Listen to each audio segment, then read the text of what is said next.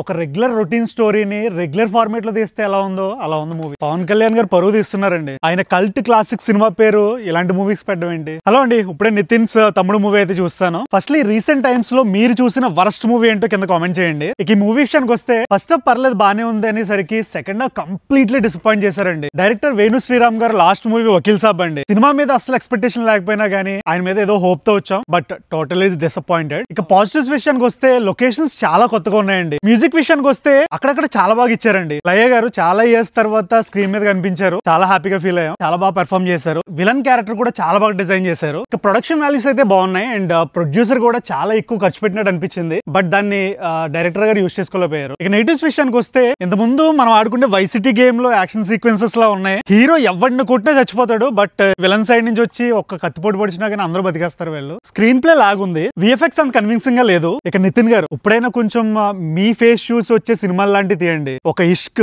ఒక శ్రీ ఆంజనేయం, ఒక గుండె జరగాలంతే అయింది. ఇలాంటి సినిమాలు ఎక్స్పెక్ట్ చేస్తున్నాం మీ ద్వారా. సో ఫైనల్లీ సినిమా అయితే ఫస్ట్ హాఫ్ బాగుందండి, బోర్ కొట్టలేదు. సెకండ్ హాఫ్ వచ్చేసరికి చాలా డ్రాగ్ అండ్ లాగ్ ఉంది అండ్ ఎప్పుడైపోతుంది ఎప్పుడు బయటకు వెళ్ళిపోతాం అన్న ఫీల్ అయితే కలిగింది. సో ఇది కంప్లీట్లీ నా ఒపీనియన్ అండి. సో మీరు కూడా వచ్చి సినిమా చూసి ఎలా ఉందో కామెంట్ చేయండి అండ్ ఇలాంటి మరిన్ని షార్ట్స్ కోసం రాజేష్ ఖన్నా వ్లాగ్స్ ని సబ్స్క్రైబ్ చేసుకోండి.